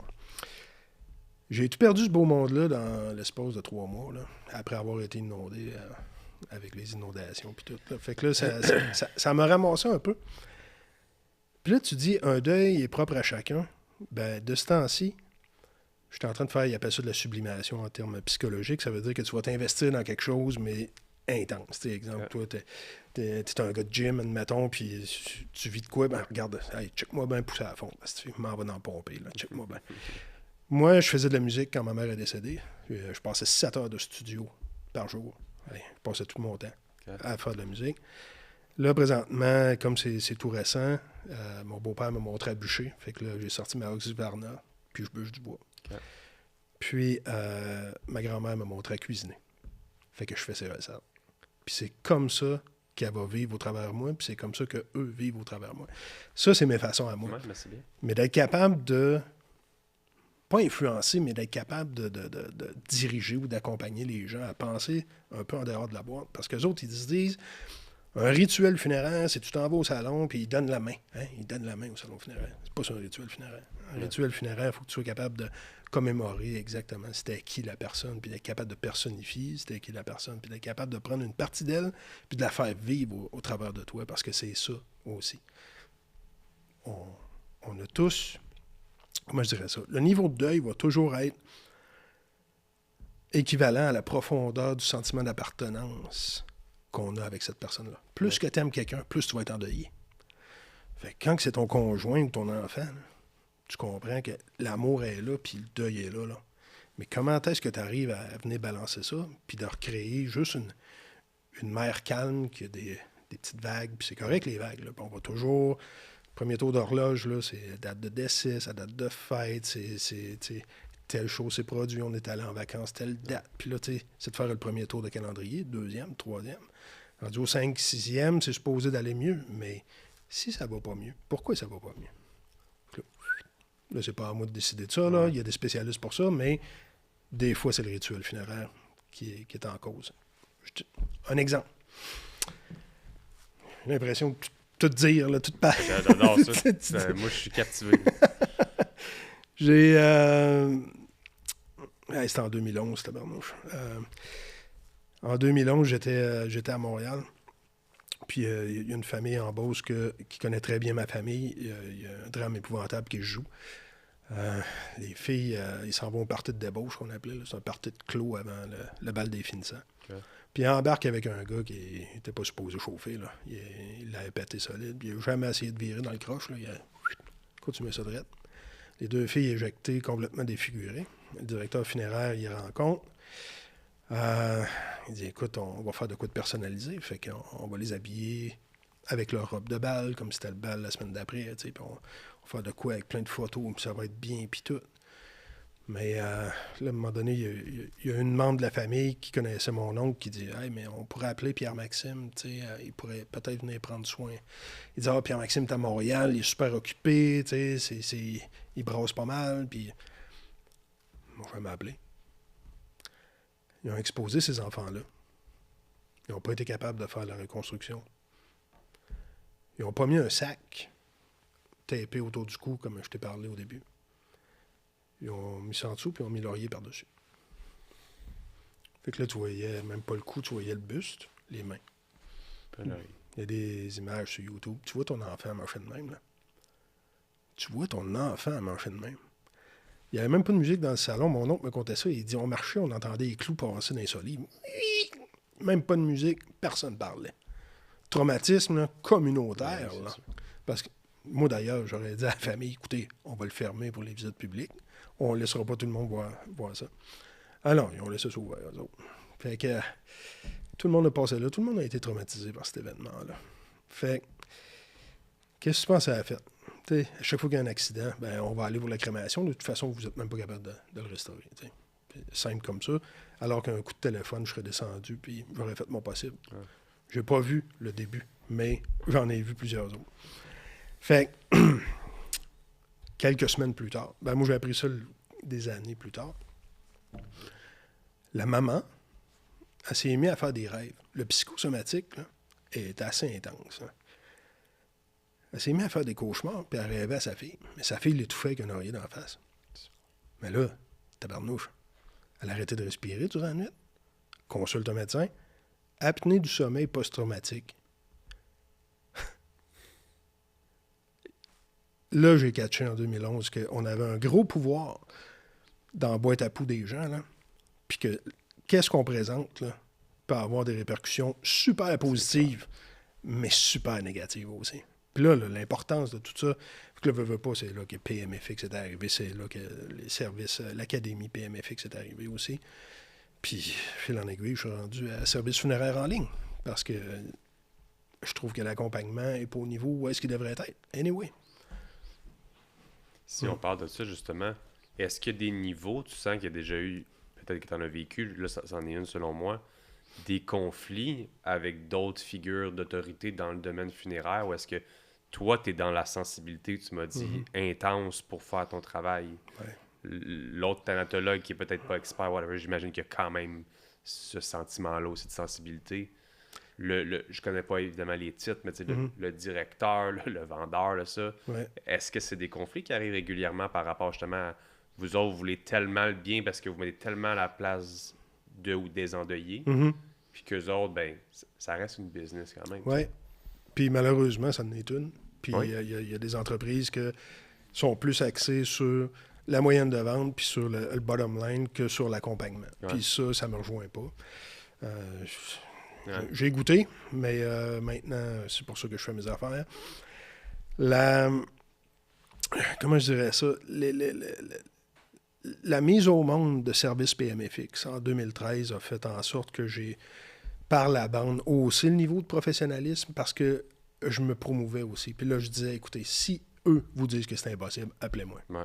Parce que c'est trop important. Puis moi, j'ai encore la profession bien à cœur, puis l'accompagnement. On a un niveau de professionnalisme, on n'a pas un ordre professionnel, mais on devrait en avoir un. Parce que, écoute, on deal avec des gens qui sont vraiment vulnérables. Il y en a, c'est pas une légende urbaine, il y en a qui vont prendre malin plaisir à sortir tout l'argent des poches des gens qui sont vraiment affligés. Là. Oui, il y en a. C'est Puis- fou ça. Parce que je sais que c'est tabou. J'en ai déjà parlé avec un ami qui avait comment t'appelles ça, là, un endroit pour enterrer les gens, là, un cimetière mais avec des arbres. Oui, Puis j'avais posé la question, j'ai dit, c'est-tu weird pour toi de faire de l'argent avec la mort? Tu sais, on fait tellement de l'argent dans la vie de tous les jours. Ouais. Là, tu fais de l'argent sur un événement qui veut pas, un peu négatif. ouais, mais tu sais, ça prend, je vais dire comme ma grand-mère m'avait dit quand je lui avais dit ça, elle dit, il n'y a pas de saut métier. Mais c'est vrai que ça prend quelqu'un pour accompagner ces gens-là. Mais ça prend quelqu'un, c'est pas juste de remplir une chaise, ça prend quelqu'un de compétent assez pour être capable, de décerner c'est quoi les besoins vraiment de cette personne-là, pour qu'elle sorte de ce processus-là avec le moins de dommages psychologiques possible. Puis c'est qui? C'est Patrick Lagacé qui disait que Montréal est rendu un hôpital psychiatrique à ciel ouvert. C'est pas juste Montréal, là. Le monde est malade, là. Le monde va pas bien, là. Puis que ce soit à Vancouver, que ce soit ici, que ce soit aux États-Unis, tabarnouche, je vais taire les propos du président, là, mais tabarnouche que le monde va pas bien. Je dis pas que tout ça est lié à un deuil compliqué, mais il y en a une certaine partie. Puis d'ailleurs, c'est le gouvernement canadien là, qui commence à s'intéresser au fait de la COVID. Parce que la COVID a créé... la COVID. La COVID, pour moi, c'était comme... Je suis un militaire qui s'en va à la guerre. T'es préparé pour aller à la guerre. T'es entraîné, puis tout. Mais ici, là, tout ce que tu vois, là, ouf, ça fait du dommage. Ah ouais, ça brise.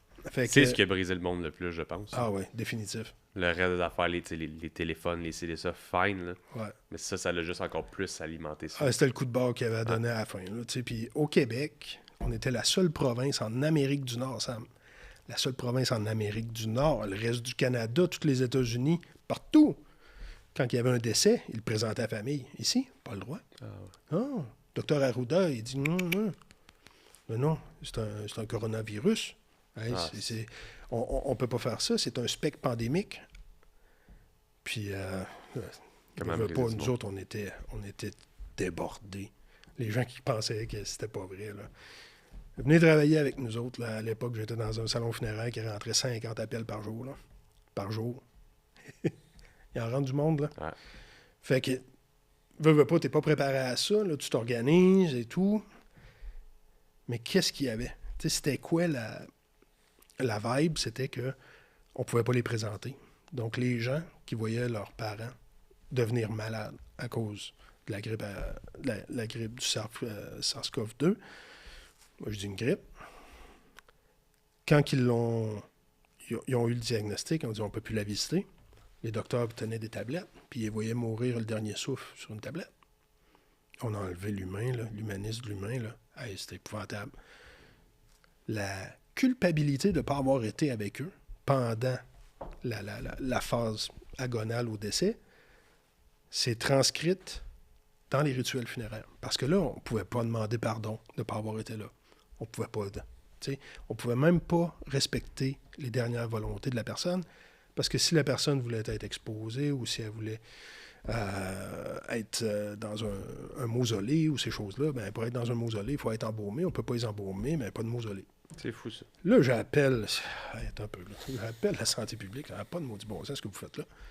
Puis on est la seule place en Amérique du Nord. Puis Horacio Arruda m'a rappelé au bureau, puis là, il dit « Ah, M. Fugère, vous savez. » Il dit « Oui, je sais. » Il dit « Vous avez donné une procuration pour telle personne, puis je sais qu'elle travaille pour la santé publique. » Il dit « Ça, c'est du favoritisme, puis vous allez m'arrêter ça tout de suite. » Il dit « Je vais prendre votre procuration, là, puis je vais en faire des copies. » Hey, je n'étais pas content, là, parce que j'avais des familles qui étaient « Hey, c'est des maladies mentales qui se développent, ça, là. Ouais. » Puis je comprends là, qu'à l'INSPQ, là, c'est la santé publique, hey, un peu. Les gens sont en train de devenir mentalement inaptes à passer au travers du deuil parce que vous leur imposez des conditions comme ça. Fait que finalement, suite à ça, c'est comme une petite menace que j'y ai dit. Tout d'un coup, là, OK, ben on va l'enlever de tel règlement d'application. Fait que là, en l'enlevant de cette annexe-là, ben là, ça serait plus... bon, tu te réveilles 2 ans trop tard. Fait que combien de décès qu'on a eu en 2 ans? Énormément.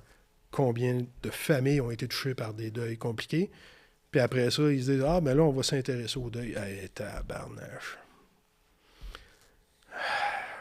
Tu sais, on n'est pas un service essentiel, hein, service funéraire. Ben, tu sais, c'est pas partie de la vie du tout, tu sais. Non, mais si on n'avait pas été essentiel pendant la COVID, là, il y aurait rushé. Ouais, c'est ça. Seigneur. Ouais. Si on parle de prothèses pour les films, ouais. Je pense que tu as commencé à faire ça depuis déjà quelques années. Oui, en fait, j'ai un de mes amis, Mario Soucy, qui est MSFX Studio, ça remonte à loin, mais mon mentor avait dit « Eux autres, ils font des monstres avec du monde beau. T'sais. Pourquoi on ne pourrait pas prendre ces instruments-là, puis ces techniques-là, puis rendre des monstres beaux? » Comme ça. Fait que j'ai dit, lui, il a fait le premier jet avec Mario. Puis là, Mario, au début, il était comme, je comprends pas trop ce que vous voulez. Fait que là, finalement, il l'a convaincu. Puis là, il m'a présenté à Mario. Puis là, Mario, veut pas, on est devenus des amis. On s'est mis à développer plein d'affaires, des nouveaux produits pour le funéraire, des choses comme ça. Puis ces techniques se sont retrouvées dans le domaine funéraire. Okay. Mais là, il voyait que j'avais un certain talent pour la sculpture, ces choses-là. Fait qu'il m'a dit, hey, qu'est-ce que tu penserais de ça si on t'amenait avec nous autres pour faire le film Le Scaphandrier? Okay. Un film québécois d'un slasher. Fait que, il dit, ouais, OK, c'est quoi? Il dit, ça va être un film de zombies, puis tu m'as montré une coupe d'affaires, les couleurs, ce serait pas pire. OK, fait que là, on s'est mis à faire des zombies, puis des corps écorchés, des affaires de main avec les organes internes. Qui de mieux qu'un embaumeur pour dire quelle couleur qu'un corps devrait avoir quand il a passé 100 ans dans l'eau? Fait qu'on a fait la palette de couleurs et tout. Puis j'ai travaillé avec lui là-dessus, mais c'est pas quelque chose que... Je fais pas partie de l'UDA ou ces choses-là. C'est pas quelque chose de tous les jours. Là. Ouais, c'était plus pour un support. Puis, mais j'étais allé sur On-Set, là, puis j'ai travaillé avec eux. C'était cool. Une belle expérience. Ouais, c'est une super belle expérience, mais c'est tough. Le plateau, là, aïe, aïe. Ouais. Sérieusement, je lève mon chapeau à l'ensemble des gens qui font du plateau parce que c'est tough. C'est vraiment tough. Ouais, ça, on ne le voit pas de l'extérieur. Hein. Non. On ne le sait pas. On voit juste le produit fini. Puis on a aucune idée qu'est-ce que c'est. Ouais. Fait que j'ai fait ça. Sinon, j'ai présenté quelques techniques aussi dans les formations internationales que je donnais. Puis là, aujourd'hui, là, je vois que les nouvelles générations, là, ils commencent à utiliser ces techniques-là. Mais on était là il y a 20 ans. Là. Passer un autre appel, disons. Si on termine ensemble aujourd'hui, je pense qu'on en a parlé plusieurs fois de plusieurs différentes façons, mais pour les gens qui n'ont jamais entendu parler de ton métier, pour les gens comme moi qui n'étaient peut-être pas à l'aise avec la mort, comme tu l'as vu, ça m'a rendu émotif tantôt, c'est toutes des choses qui, je pense, beaucoup plus qu'on le pense de gens ont peur de la mort, sont pas à l'aise, connaissent pas vos métiers ou autres. Qu'est-ce que tu aimerais peut-être dire sur ton métier puis sur l'importance de ce que tu fais? Comme je te dis, on l'a dit plusieurs fois quand même, mais comme j'en ai une mise de petits mots de la fin par rapport à ça. Ouais, mais c'est pas vraiment qu'est-ce que je veux que les gens retiennent sur mon métier plus que qu'est-ce qu'on devrait faire de la mort. Ouais. On devrait l'asseoir à la table puis en parler. Puis savoir qu'est-ce que les gens autour de vous, là, ils pensent de ça. Parce que toi, Sam, tu peux te lever demain matin et dire, regarde, je vais faire mon préarrangement. De toute façon, ça va être seté dans le temps. Je vais payer le prix d'aujourd'hui. Puis, mourir dans 30 ans, c'est pas grave. Regarde, crémation directe. Je fais pas de mal à personne. Je veux pas déranger personne. Mais tes filles, admettons. Ouais. Qu'est-ce qu'eux autres vont vouloir? Parce qu'on ne sait jamais de la façon qu'on va partir. Tout ce qu'on sait, c'est que le sablier, là, il coule. Puis à un moment donné, ben, il n'aura plus de sable. Fait que, si eux, dépendamment de la façon dont on part, tu sais, c'est qu'il y a des façons de partir. Si tu savais. Fini électrocuté parce que il était pas grande, ta pompe à piscine n'est pas grandée, puis tu passes à côté, le pied humide, puis toi, fini de Tu même. allais parler des micros du podcast. Je sais pas rien. Partir d'ici. Mais c'est surtout d'en parler, puis d'être capable de dire, écoutez, prenez le temps qu'il faut, puis être capable de faire les bonnes démarches. De ne pas asseoir vraiment. Les gens ils disent, garde mes volontés, moi je vais être incinéré. Oui, mais si tu pars demain matin, peut-être qu'elle va avoir un besoin de te revoir pour te dire des mots qui n'ont pas été dits, ou te demander pardon, ou peut-être d'accepter ton pardon, ou d'accorder ton pardon, ou de dire les non-dits, mais tout ça pour faire en sorte que les endeuillés, je parlais de la COVID tantôt, ou quoi que ce soit, ces gens-là ne seront pas dans un carcan encadré à dire, bon, ben regarde, c'était ses dernières volontés, mais moi là-dedans, qu'est-ce que j'ai de besoin, moi? C'est important. Parce que c'est toi qui reste. Ouais. Tu sais, il disait souvent, être mort, c'est comme être stupide. Là. Il y a juste les gens autour, dans le fond. Quand tu es mort, là, tu ne sais pas que tu es mort. Là, ben, quand tu es stupide non plus. C'est ceux qui sont alentour qui le savent, mais c'est ça. C'est ceux qui sont alentour. Comment est-ce qu'ils doivent... qui vont devoir passer au travers de ce temps-là. Fait que c'est plus ça. C'est d'être capable d'en parler puis de dire, hey, écoute, moi, j'ai pensé à ça. Puis c'est vrai. Tu sais, ou quoi que ce soit, je fais mon préarrangement, ben peut-être que ça serait une bonne idée de faire une petite notion dedans en disant, regarde, si jamais je pars et tu as vraiment besoin de me parler ou quoi que ce soit, là, regarde, tu peux le faire. Là, on peut modifier ça. Parce que les rituels funéraires sont faits pour les vivants. Ouais. On va disposer de la personne décédée, mais les gens qui sont encore là, ils ont peut-être besoin d'un dernier moment. C'est surtout ça. Puis d'en parler, parce que, comme tu dis, tu n'es pas à l'aise. Il va falloir le devenir parce qu'on va tout passer par là. Exact. Je pense que c'était vraiment, comme tu l'as dit, c'est ta mort, mais il faut pas que tu sois égoïste là-dedans. Encore là, des fois, c'est que tu le sais pas parce que de pas connaître la mort, tu sais pas qu'est-ce que ça va faire aux gens autour de toi. Tu penses à juste, j'ai peur de la mort, donc moi, je veux pas mourir, mais je vais mourir. Ça me fait penser à quelque chose. La loi, le Code civil du Québec est clair. Quand tu décèdes, il y a un exécuteur qui prend en charge tout. Qu'est-ce que tu étais? À qui appartient le corps quand tu décèdes? On est des êtres de société. On a une société autour de nous autres. On a des liens tissés avec... Hey, moi, mon facteur, là, chaque fois qu'il vient, là, hier, il faisait chaud hier. Il donne une bouteille d'eau, prend des nouvelles, il s'en va en vacances, blablabla. Jase avec. Part demain.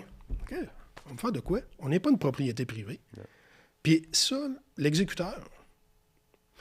C'est qui va être plus endeuillé? L'exécuteur, admettons, tu mets ça dans ton testament, tu dis, garde, ça va être mon frère. Mon frère, je le vois au fait. À chaque fois qu'on se voit, on se pogne. Puis on s'envoie de la merde. Mais tu as un collègue de travail, ça fait 25 ans qu'il est à côté de toi, puis à toutes les fins de semaine, soit qu'il vient à la piscine à la maison, soit qu'on se fait un barbecue, soit qu'on s'en va à la pêche. Qui c'est qui va être le plus endeuillé? Tu sais, je t'ai dit, c'est proportionnel au niveau d'affection qu'on a. Fait que le frère, là, c'est du sang, mais ton collègue, là, peut-être que lui aurait un mot à dire dans le rituel. Fait que c'est surtout ça. C'est d'être capable de démystifier. On veut pas en parler, mais sérieusement, si on mettait la mort à la table tous les soirs, là, je pense qu'on vivrait mieux. Puis on se rappellerait que, tabarnouche, le sablier, il coule. Qu'est-ce que je fais de ma vie? Ben, faites quoi qui est significatif, tu sais. C'est surtout ça. J'adore ça. Excellent épisode, Père Max. Merci énormément d'avoir démystifié tout ça avec nous. C'était super intéressant. Félicitations pour tout ce que tu fais. Je trouve ça incroyable. Puis tu as réussi à me rendre à l'aise dans ce sujet-là, définitivement.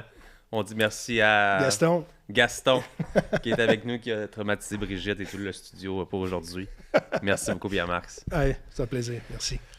J'espère que vous avez apprécié l'épisode du podcast Ordinaire d'aujourd'hui. Si c'est le cas, n'oubliez pas de laisser un 5 étoiles sur Apple Podcasts, Spotify, YouTube. Laissez des commentaires aussi, on les lit à chaque semaine. Si vous avez des invités en tête que vous aimeriez qu'on reçoive sur le show, si vous-même peut-être vous aimeriez venir, si vous aimeriez sponsoriser le podcast, peu importe, écrivez-nous, ça va nous faire un plaisir de vous répondre. Et sur ce, à la semaine prochaine.